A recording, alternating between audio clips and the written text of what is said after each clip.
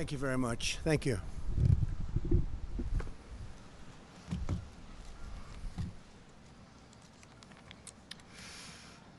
Today, I'd like to provide you with an update in our war against the coronavirus.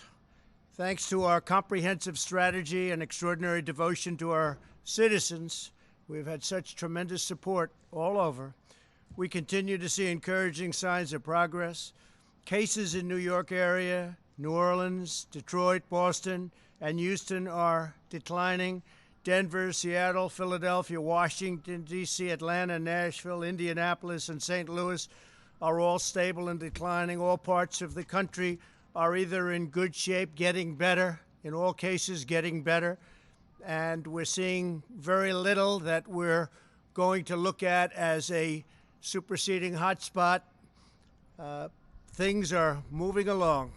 Really a horrible situation that we've been confronted with, but they're moving along. As we express our gratitude for these hard-fought gains, however, we continue to mourn with thousands of families across the country whose loved ones have been stolen from us by the invisible enemy. We grieve by their side as one family, this great American family, and we do grieve.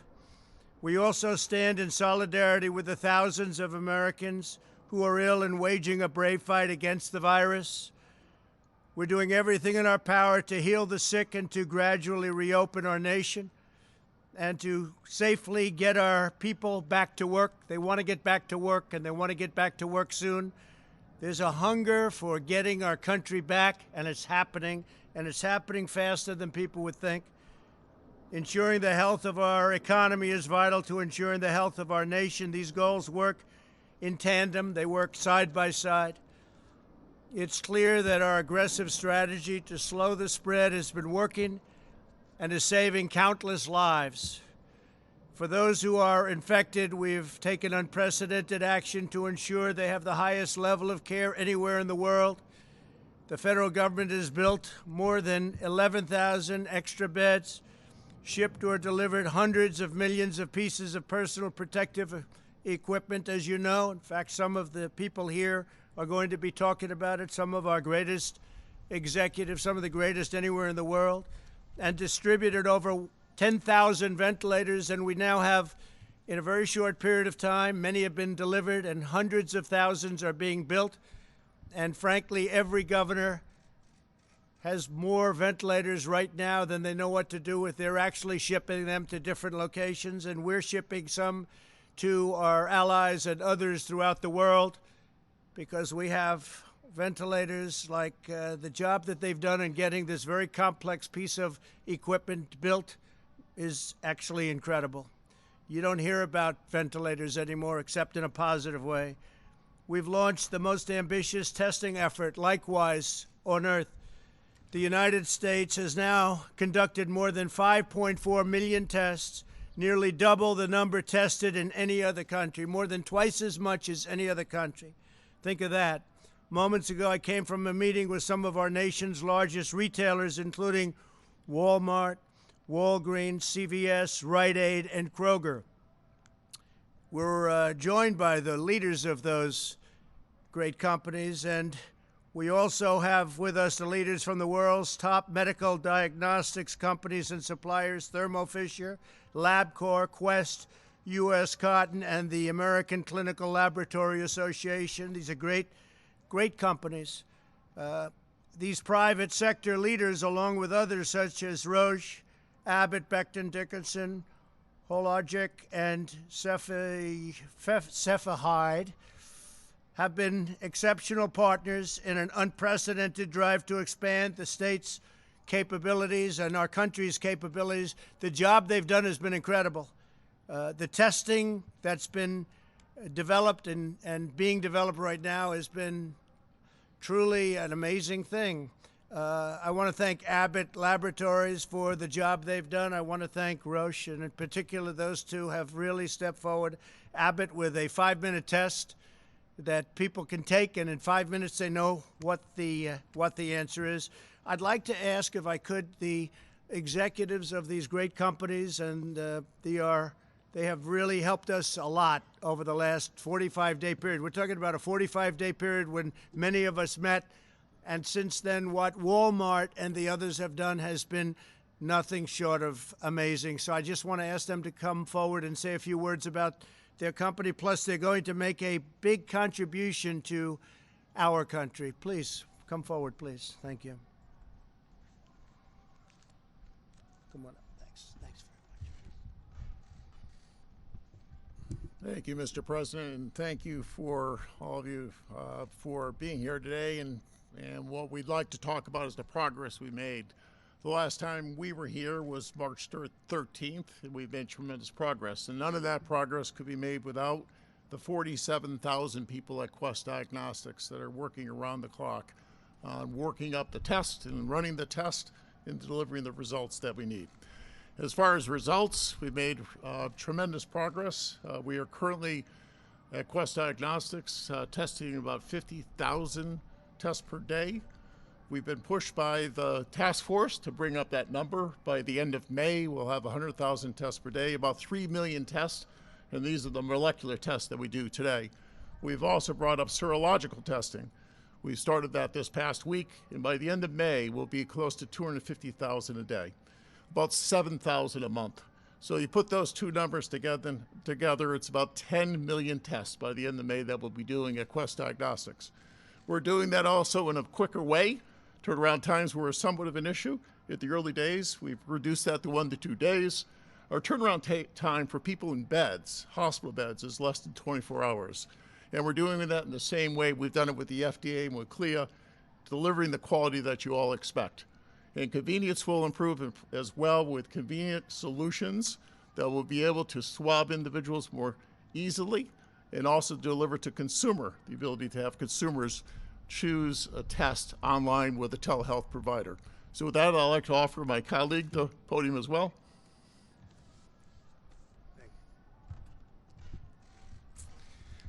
Mr. President, thank you very much for your leadership and for having us all here today. Our scientists and our lab technicians are working day and night in order to do as many tests as we possibly can for the American public and to turn those tests around as quickly as possible. Just 45 days ago, we said we could do several thousand tests a day. We can now do 60,000 tests a day, and we're continuing to expand that capacity every single day. In addition, our scientists are working to make testing more convenient and easier. We have the swabs now that are much smaller than the original ones that we originally launched with, but we also have the Pixel by LabCorp at-home test.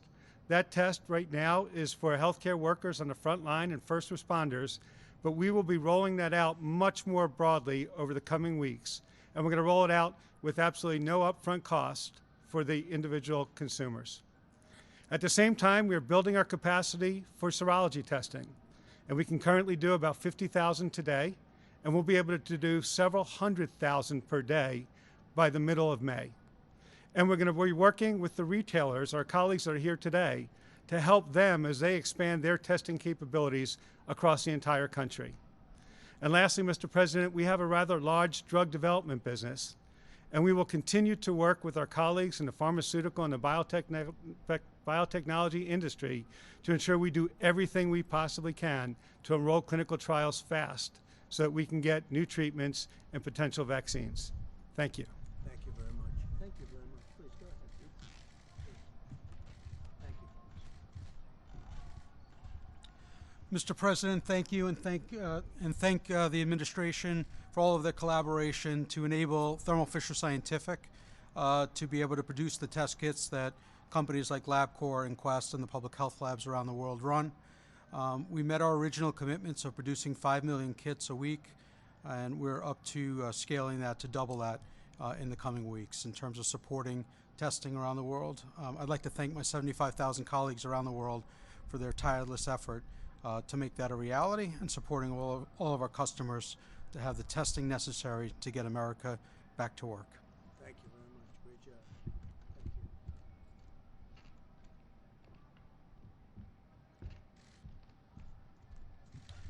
Thank you. Thank you, Mr. President. I'm John Nims with U.S. Cotton, and we are the company that is going to produce the swabs to be used in these testing kits. We have about 1,200 people in our company, and in our Cleveland operation, they have pivoted from, as you've said, the Q-tip style swab to a swab that's going to have a plastic stick with a polyester tip so that they can be assembled into these kits. Our Cleveland team has done a wonderful job with this, and they're very excited to be able to help in this effort. So thank you, Mr. President. Thank you very much. Great job.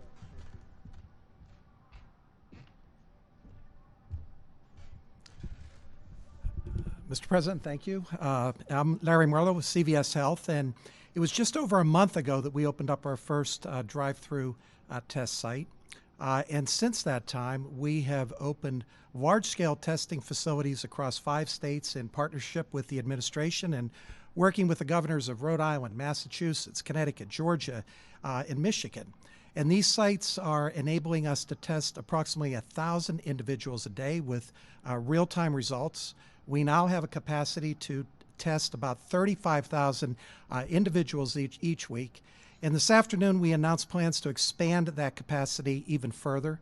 Beginning in May, we will install testing capabilities in up to 1,000 CVS pharmacies. We'll be using our drive-thrus and our parking lots with swab testing. So again, you'll see that coming online in May. And we also recognize the fact that the virus is disproportionately affecting our minority communities. So we're working in partnership with organizations like the National Medical Association to bring testing and care into the traditionally underserved communities. We're also beginning to implement mobile capabilities with which to do that. And as businesses are restarting their workforce, we'll also be looking to assist them as they begin to come back to a normal operation. And finally, as my other colleagues, I just want to thank my CVS colleagues. They have done a phenomenal job in terms of helping people in many different ways, all across communities in the country. And they're part of this army of healthcare professionals and front store and first line supervisors and workers that are doing terrific things to bring our country together. And for that, we owe them a huge amount of gratitude. Thank you. Thank you very much. Great job. Thank you. Thank you, Mr. President. Appreciate the invitation to be here today. And it was just 45 days ago when we were here. I'm Richard Ashworth. I oversee Walgreens in the U.S. And I just want to start off, Larry, like you, thanking the over 200,000 Walgreens team members who are in stores every day all across America taking care of our patients and our customers, giving them essential daily needs, the prescriptions, obviously, that they need, and even COVID testing while we're here. We also announced today we'll be expanding our testing capabilities across all states, including Puerto Rico. We'll be able to triple the volume that we do now in partnership with our lab partners, and we're excited to be able to do that. We're really excited with the public-private partnership that we have here because that's what's enabling us to do this, and we look forward to working with the additional states to get these sites up and running as fast as possible. As a pharmacist, I just want to say one quick thing. I'm really proud to be part of this profession, and not just Walgreens pharmacists and pharmacy employees, but all of them across grocery, mass, independents. You're really doing what you should be doing and what you went to school for, to help patients, counseling them on their medicines and helping them understand the problems that we're facing.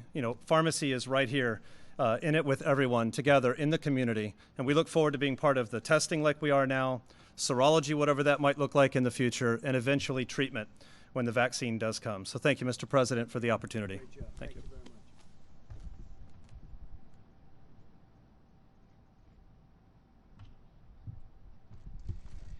Thank you, Mr. President. Thank you, Mr. Vice President. We appreciate all you're doing to get America back to work and doing it safely.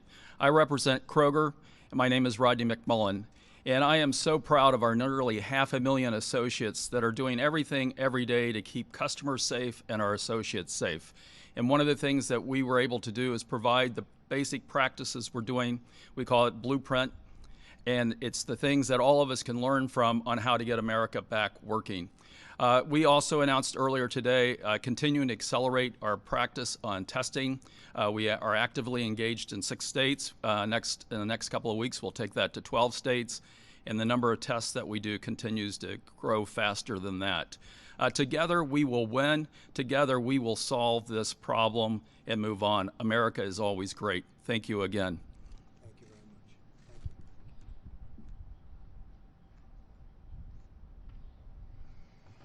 Thank you, Mr. President. My name is Doug McMillan. I'm a Walmart associate, and I too would like to start by thanking our associates for everything that they're doing in our stores, Sam's Clubs, distribution centers, and in our e-commerce fulfillment centers. They've been inspiring and continue to have a can-do attitude and step up. It's much appreciated.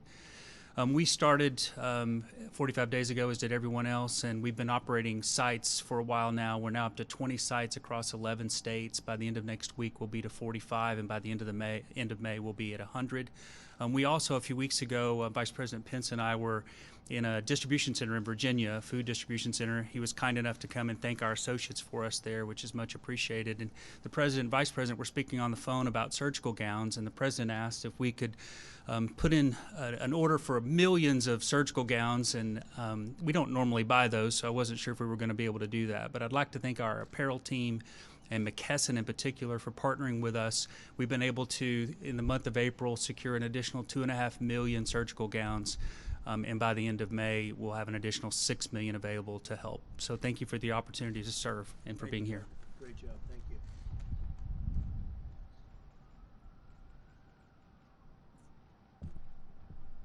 Thank you, Mr. President, and thanks to the team for getting this great operation up and running for the benefit of the country. I'm Hayward Donegan with Rite Aid, and we are currently operating 40% of the current test sites in 25 locations across 8 states.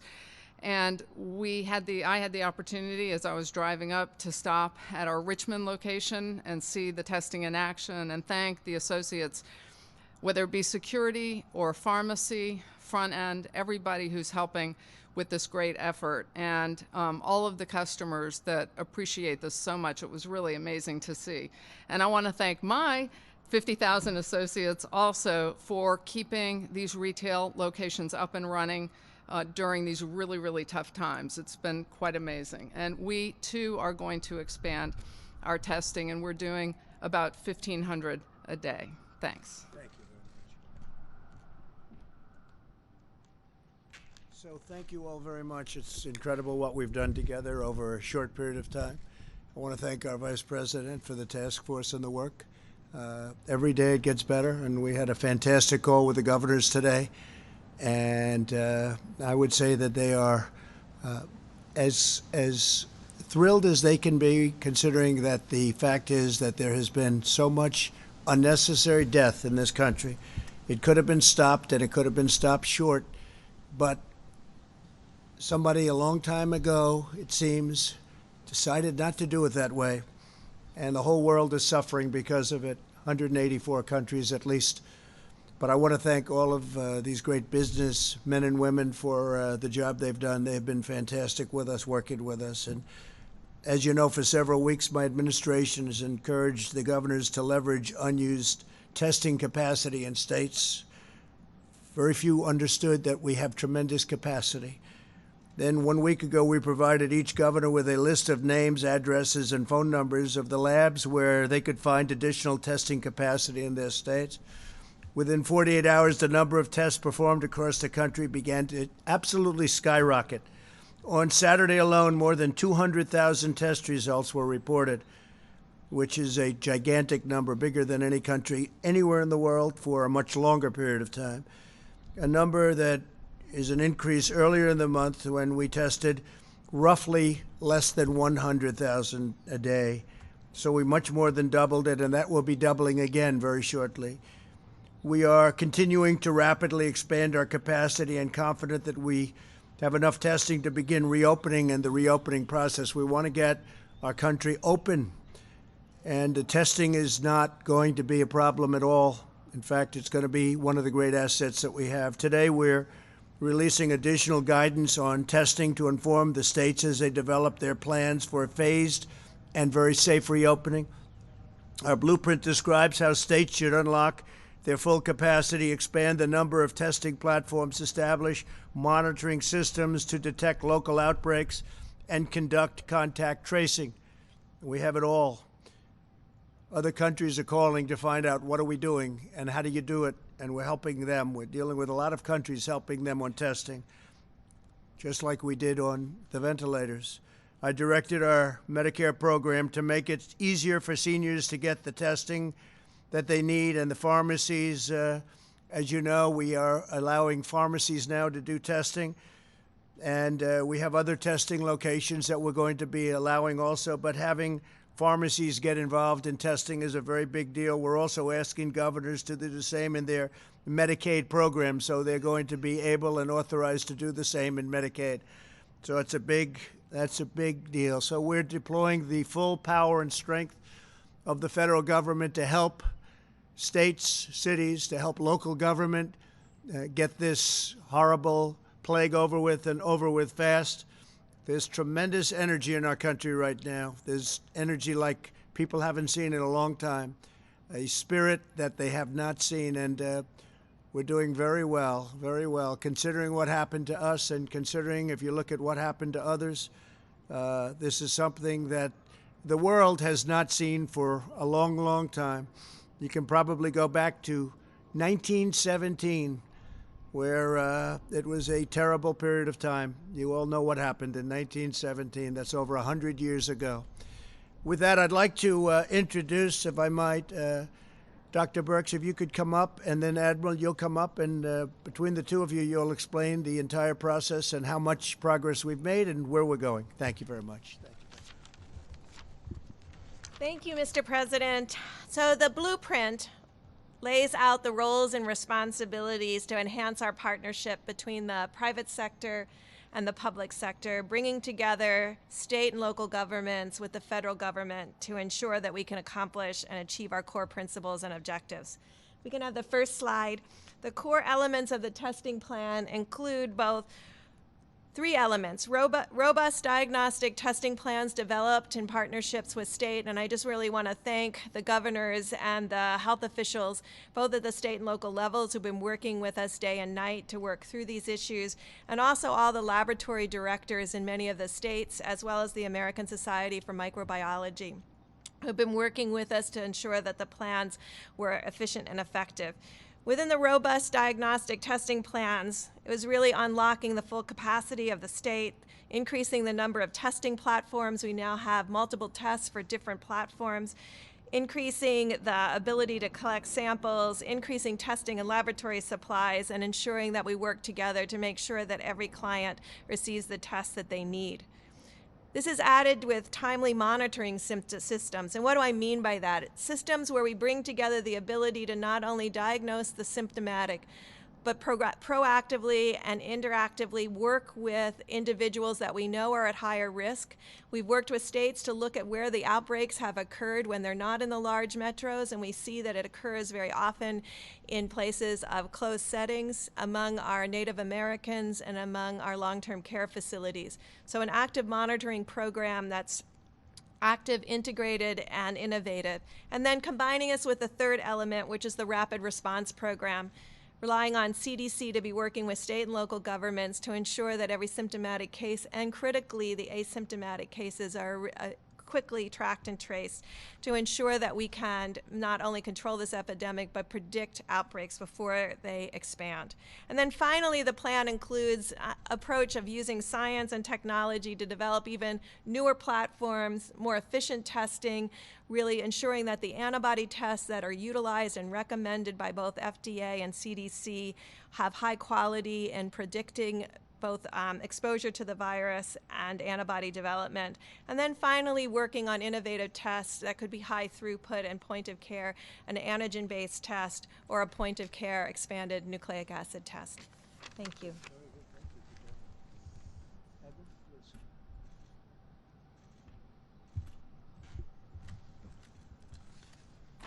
Thank you, Mr. President, and thank you, Ambassador Birx. If I could have the next slide, please. Want to spend just a couple minutes about going over where we've been, but more importantly, where we're going. I think we all can understand how we can group this into three distinct phases. First is our launch phase, when we were really engaging the emerging epidemic and the types of things we need to do. for example, mobilize the private sector to develop, test, and have EUAs. And I think you know over the past 2 months, the FDA has issued 67 emergency use authorizations, which is far outpacing anything that has been done or could ever been imagined. Galvanizing the research community in the commercial labs. The reason why we're here with ACLA Labs having done about 3 million tests is because of that day when it was galvanized by the President and the Vice President. We also set models in the community. Those first community-based testing sites that were federally supported and really under the direction of the U.S. Public Health Service, people who had been in Japan testing people on the Diamond Princess to assure that it would be done right and it would be done safely for everyone involved. Then we moved to really scaling. That phase was very, very important because we knew we needed to be at an immense scale to enter the third phase about supporting opening again. This again, for example, a lot of my life is about swabs. It was enhancing the production capability of a small company in Maine called Puritan that you'll hear a whole lot more about, that is sort of the swab provider for the country, but also because of the FDA actions and the actions of scientific community being able to broaden the types to spun polyester. So U.S. Cotton can now come in and start delivering within the next couple of weeks 3 million swabs per week of a different type. It also did things like expanding the community-based testing sites. Whereas we started small with the commercial partners, you see today, right now, we have 73 of this 2.0 sites going to 110. And very importantly, this demonstrated the model. And 68% of those sites are in communities of moderate or high social vulnerability, and 22% are in the highest social vulnerability communities, so that we can make sure the testing gets where it needs to be.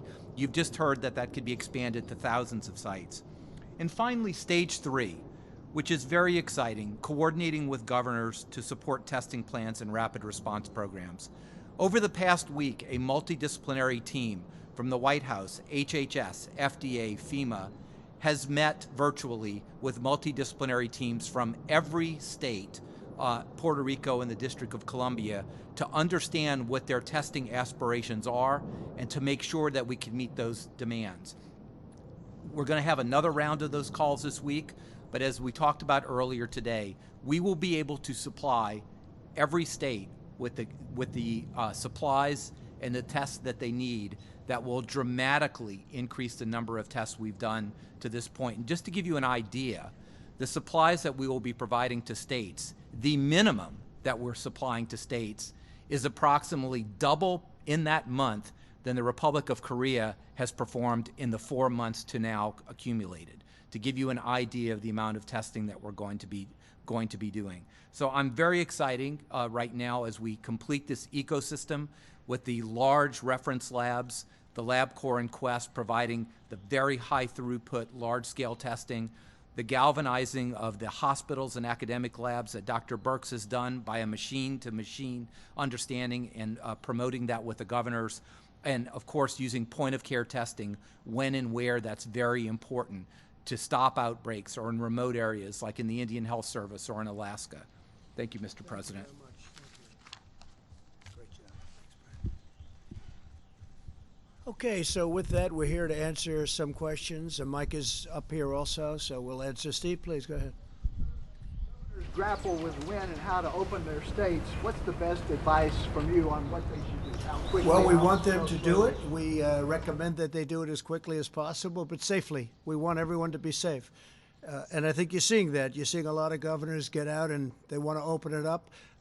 Many are thinking about their school system. Not a long way to go in the school system right now for this season, for this year. But I think you'll see a lot of schools open up, even if it's for a very short period of time. I think it would be a good thing. Because as you see in terms of what this vicious virus goes after, young people seem to do very well. Young people seem to do very well. So I know that there are some governors that aren't necessarily ready to open up their states, but they may be ready to open up their school systems. We'll see, but that's their choice. But the word is safety, okay? Rapid, but safety. Yeah, please. Go ahead, please. Thank you, Mr. President. I have a question for you regarding one of the members of your coronavirus task force, and that's Secretary of HHS, Alex Azar. Yeah. On January the 28th, he was in the briefing room, And in the briefing room, he told reporters that for the individual American, the virus should not be an impact on their day-to-day life. 3 months later, more than 55,000 of our fellow Americans have now lost their lives. Mr. President, why is he still your top health advisor? Why is he still serving as the HHS secretary? Well, I think it's a very unfair question because you have many great professionals. Some of them you have great respect for, and you have many people in the other party. You mentioned Alex Azar, but you have many people in the other party that have said the same thing and with even more confidence. So a lot of people didn't get that right. I was very fortunate, whether it was through luck or whatever, that we closed the border. We put a ban on China other than our citizens coming in. We had our citizens. You can't keep out American citizens.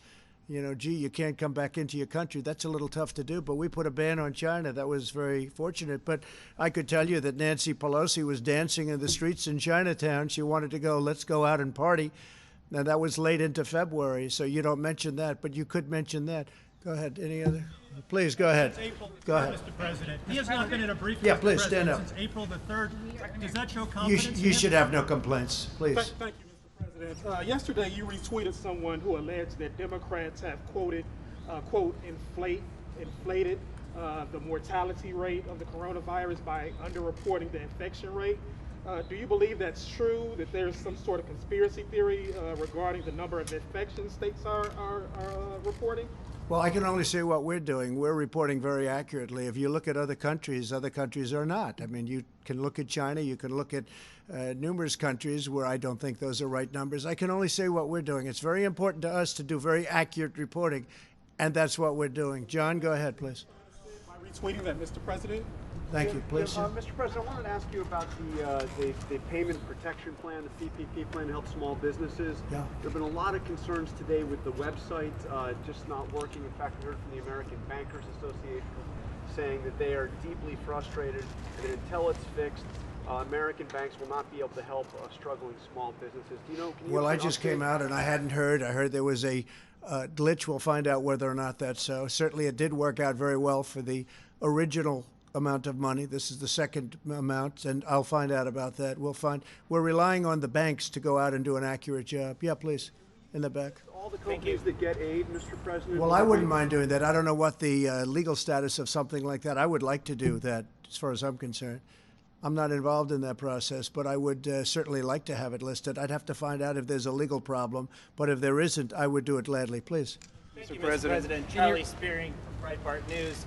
And a majority of polls show that Americans blame China for the spread of the coronavirus, and yet they're taking advantage of the crisis to make the world more dependent on their supply chains. How do you hold China accountable, and how do you keep our country?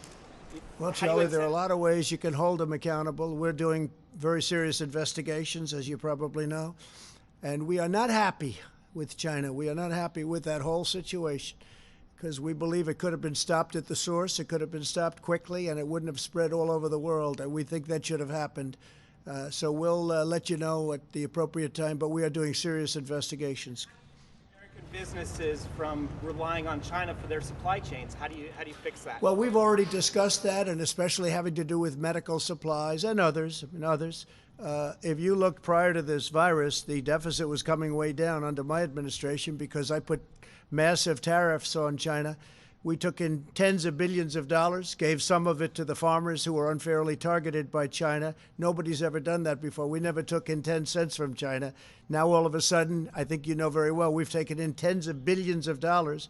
I helped the farmers by giving them 2 years ago $12 billion, all coming from China, and we had plenty left over, too. And then the following year, $16 billion.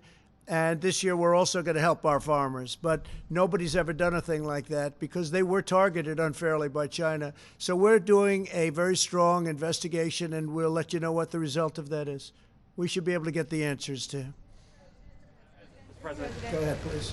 As you talk about potentially reopening up America again, as we see in the slides behind you, what data are you going to look at in the future to see if restrictions need to be reimposed? Yeah, we're looking very much and reliant very much on the local areas, the governors. And that's been the way it has been for me, maybe not for everybody, but for me, that's the way it's been at the beginning and from the beginning. The governors, some of them are doing an extraordinary job, not all of them, but some of them, and I think all of them maybe have a chance to do that. Some will be a little bit different. The areas are much different. Manhattan is much different than Montana. You have a lot of different circumstances, and obviously, if you look at the virus, it hit some areas, hasn't hit very much other areas, not even at all, almost not at all. But the entire country has been infected. West Virginia is an example. I spoke to Jim Justice, the governor of West Virginia, and they were long before anything hit, and they had numerous deaths, even in West Virginia, and they were really the last one to be hit. So we're dealing with the governors. We had a really great call today, as I told you.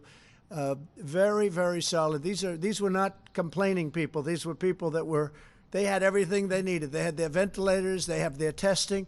They see their testing is growing. They're growing their testing. We're helping them. We're getting them what they need. And that was a group I'm sure some of you are on the line, even though you weren't supposed to be. And I think you know what the result of that call was. Please go ahead. Supply chain, sir.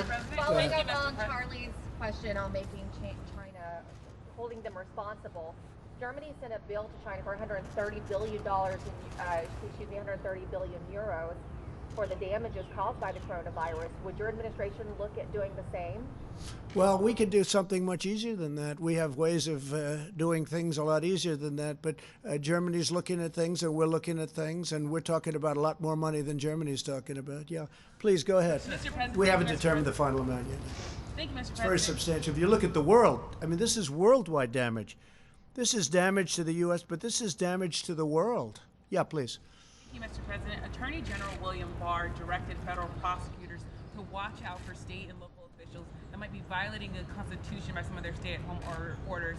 What's the strategy there? Will the federal government sue local authorities? Well, you'd have to ask Attorney General Barr, but I think he wants to see, like everybody, he wants to see people get back and wants to see people get back to work. He doesn't want people to be held up when there's no reason for doing it. In some cases, perhaps it's too strict. He wants to make sure people have their rights and they maintain their rights, very importantly. So a lot of people would agree with him. But you'd actually have to ask that question specifically from a legal standpoint to Attorney General Barr. Federal government suing state It would depend on the state. It would depend on the circumstances of the state. Some states are, perhaps a little early, and some states are a little bit late. And the Attorney General, I read that, and I saw that. And frankly, the Attorney General doesn't want to have rights taken away because, there are some people, they're not allowed to open up a store or they're going to lose their livelihood. And by the way, that causes death also between all of the things that happen. And this has been a big study. The fact that people aren't allowed to have their freedom causes a tremendous amount of problems, including death. So that's what he's talking about. Please, in the back. Maryland and other states, Governor Larry Hogan specifically said they've seen a spike in people using disinfectant after your comments last week. I know you said they were sarcastic. I can't imagine why. I can't imagine why. Yeah. Take any responsibility? No, I don't. No, I can't imagine. I can't imagine that. Yeah, go ahead, please. President, Dr. Anthony Fauci says that we need to increase testing by double it at least, and so does the Rockefeller Foundation. When are we going to be doubling testing? It doesn't really matter what they say there, and we just left him. We just had a meeting, but because we're going to have much more than double it very soon. Now, there are big believers in testing, and then there are some governors that don't feel as strongly about it at all. You understand that. They feel much differently about it. But we're going with maximum testing because it's something we're very capable of doing. But we'll be much more than doubled. Mike, I'd like you to answer that. We're going to be much higher than doubled on testing very shortly. Mike, please. Yeah, please. Thank you, Mr. President. I hope the American people looking on today are as proud as the President and I are of the incredible public and private partnership that you heard from today. It was 2 months ago that we had done less than 10,000 tests for the coronavirus in the United States. But because the President brought together these incredible commercial labs, brought together the best-known retailers in America, now, Mr. President, we have 5.4 million tests. And as you said earlier today, we've done more than 200,000 tests in a single day. As we met with governors today, I sense the enthusiasm among governors for the way that testing is scaling all across the country. And we assured them on the call today that we're going to continue to directly partner with them to make sure that all of the resources you heard about today continue to be expanded. But I want to ask Admiral Giroir, who is literally working day in and day out with the governors, to describe some of the numbers for exactly where we will be. We're north of 5 million tests done now. It is remarkable to think of the pace of acceleration. But Admiral, maybe you could speak about exactly when we will reach the point that some of the experts say that they think we need to be at, whether that be 300,000 tests a day or 500,000 tests a day. But what's remarkable to me as a layperson, Mr. President, is because of this partnership you've forged, we're almost there, and we'll be there very, very soon for the American people.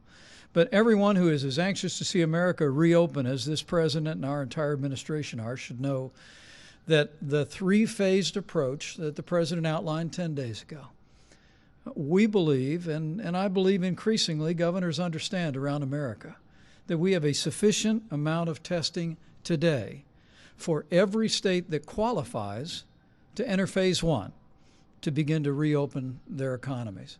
But Mr. President, with your permission, I'll just ask Admiral Giroir to give some specific numbers about how quick, for all that we've done, how much more quickly you'll see an expansion of testing because of the partnership that you witnessed again here today.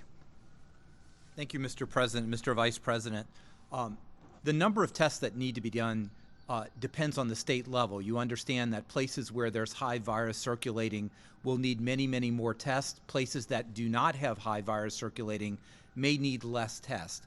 But let's just assume Dr. Fauci was talking about a 4 million per month number, which was sort of a week ago where we are. So we will, according to the governor's plans, for next month, we will easily double that 4 million number. We will have over 20 million swabs that we're going to send out. We will have over 15 million tubes of media. We have all the tests matched, machine to machine, in a focused area. We've gone state by state and understand that. And this is not even including what you just heard, the 5 million per month tests by LabCorp and Quest, or the point of care test by Abbott, or all the other tests that are out there. So in May, we are going to be doing more testing in this country. And people talk about South Korea a lot. The states with the least amount of testing will double the overall cumulative number per capita that South Korea has done in 4 months, to give you that understanding. Go ahead, John. Sure, this sounds incredibly promising. Walgreens, CVS with the drive-through tests, the diagnostics agencies. But we sat here in the Rose Garden back on March 13, and these companies were here, some other companies were here. By my count, only 69 drive-through test sites have been set up by the companies that were here. I'm wondering if you, and of course, Mr. Vice President, back in early March, you said we'd be at 4 million tests by the following week. We're just now got there in the last few days.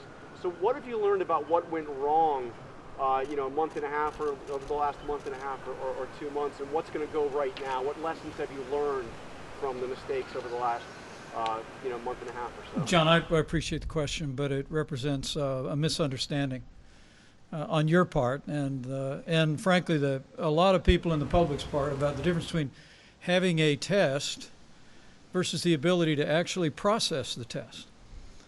I mean, the truth was, when the president tapped me to lead the White House Coronavirus Task Force 2 months ago, we saw the production of lots of test kits going into the marketplace. But as the president has said many times, what he understood early on was the old system would never be able to process the tests at the massive volume that we would need in the midst of an epidemic. And that's why the president brought together these extraordinary commercial labs that you've heard from today, literally sat them down in the Roosevelt Room and said, we need you to turn all of your energies loose on doing the kind of high-speed testing that would be necessary for us to reach the numbers we're at today. And so there was no disconnect at all. There were There were lots of test kits out there, Admiral, and frankly, there still are today. There are literally millions of tests that could be run in the old-style, slow laboratory that are still conducting tests today, whether it be at the CDC or at state laboratories. But what the President brought about with this public-private partnership has brought us to the point where we've done 5.4 million tests to date, and literally, you just heard that by next month we could be doing as many as 2 million tests a week all across the country to give the American people confidence that we can reopen and get our economy moving again. So when you said 4 million tests 7 weeks ago, you were just talking about tests being sent out, not actually being completed? I'm a little confused. John, I think precisely correct that in my first week on this job, we were informed that HHS, I believe IDT was the vendor, Admiral Giroir, that had distributed 1 million, was distributing another 4 million, and we believe they did. But again, those were tests that, frankly, but for the President's leadership, we'd still be waiting on those tests to be done in many cases, because they were tests that were designed to be run in the old laboratory model. But early on, at the President's direction, we brought in these incredible commercial labs. We partnered with these extraordinary retailers. And now we stand here today, literally one day last week, more than 200,000 tests in a single day. About the time that we were making those comments, we'd done less than 25,000 tests in the entire country. But we've met this moment with American ingenuity, with the incredible companies that are represented here, and we couldn't be more proud. I think it's very important to know, and this you can get from any other country, I think, if they're being honest. Not only do we have the most testing in the world by far, but we have by far the best testing. OAN, please go ahead. Mr. President, thank you. As I'd like to switch gears and talk about General Flynn. There are reports circulating now that he may well be fully exonerated this week. If that were the case, is there any reason why you would not bring him back into the administration? I will only say this. I think that General Flynn is a wonderful man. He had a wonderful career, and it was a disgrace what happened to General Flynn. Let's see what happens now. But what happened to General Flynn should never happen again in our country. What happened to other people should never happen again in our country. What happened to your President of the United States should never again be allowed to happen. Go ahead, please. Mr. President, thank you. Today, one of your top economic advisors, Kevin Hassett, he said that the U.S. is likely to experience a 20 to 30% decline in the GDP in the second quarter, the worst since the Great Depression. Do you agree with that assessment? I don't know, but I can tell you the third and the fourth quarter in particular are going to be, I think, spectacular. We were talking about it with the executives. I think we're going to have a phenomenal third quarter. Nobody, except one country can be held accountable for what happened. Nobody's blaming anybody here. We're looking at a group of people that should have stopped it at the source. But so what happens in second happens in second. What we are doing is, I think you're going to see a big rise in the third, but you're going to see an incredible fourth quarter, and you're going to have an incredible next year. I think you're going to have a recovery. Look, they were just telling me inside, and it's fact, I built the greatest economy with the help of 325 million people. I built the greatest economy in the history of the world. And one day, because of something that should have never been allowed to happen, we had to close our country. We had to close our economy. I built it. We had the best employment numbers and the best unemployment numbers for Hispanic American, for African American, for Asian American, for everybody. Best stock market numbers. And by the way, the stock market was up very substantially today. And people are seeing a lot of good things. A lot of very smart people investing in the stock market right now. It's at 24,000, approximately 24,000.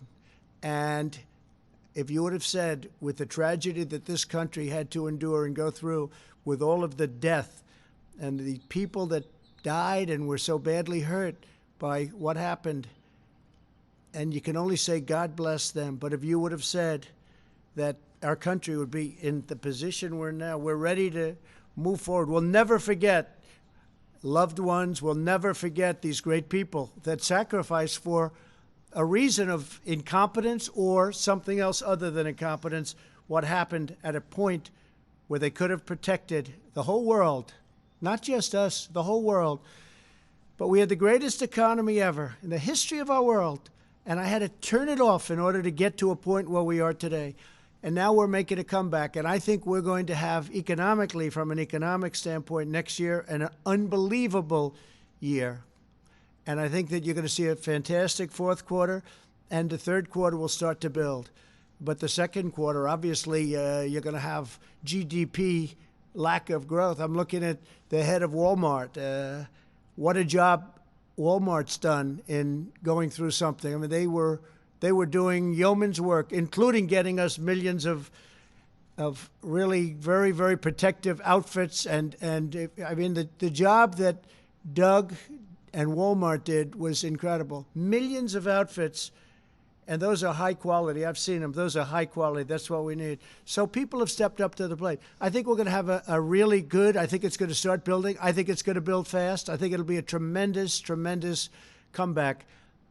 And, you know, so I say, I built the greatest economy with all of the people that helped me and all of the people in this country. We built the greatest economy the world has ever seen, and we're going to do it again. And it's not going to be that long. Okay. Yes, please, go ahead. Mr. President, opening up the country, how long will you keep up the travel restrictions for Europe? Well, we're looking at that, and it depends on how long it's taking Europe to heal.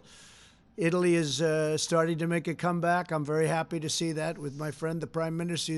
It's tragic what went on in Italy and Spain and France and Germany, frankly, and every country over there. It's tragic. But we'll be looking at what's happening in Europe, and certainly we want to do that, and they want to do it too. They want to do it very badly. Yeah? Do you have any update on Kim Jong-un's health? Have you gotten any update on Kim Jong-un's health? Has he responded to your letter from March? On Kim Jong-un? I can't tell you exactly. Yes, I do have a very good idea, but I can't talk about it now. I just wish him well. I've had a very good relationship with Kim Jong-un. If I weren't president, you'd be in war. You would have been in war with Korea. You would have been in war with North Korea if I wasn't president. That I can tell you. He expected that. That I can tell you. I hope he's fine. I do know how he's doing, relatively speaking. We will see. You'll probably be hearing in the not-too-distant future. All right, one or two more. Go ahead, please. Yeah, a question about the 2020 election. Yeah. Your likely Democratic opponent, Joe Biden, recently suggested that you were considering changing the date of the election, that you might try something like that. That's my first question. The second I question never is, even thought of changing the date of the election. Why would I do that? November 3rd. It's a good number. No, I look forward to that election, and that was just made-up propaganda, not by him, but by some of the many people that are working, writing little statements. I see all the time, statement made, you say some statement made per Joe Biden, Sleepy Joe. He didn't make those statements, but somebody did. But they said he made it. No, let him know I'm not thinking about it at all, not at all. Okay, go ahead in the back, please. Yeah, the bipartisan Senate Intelligence Committee came out with the fourth installment of its report. It concluded that Russia interfered in the 2016 elections and there was not political bias. Do you accept its conclusions? Oh, I don't know. I haven't seen the report. I haven't seen the report. Yeah, please, go ahead.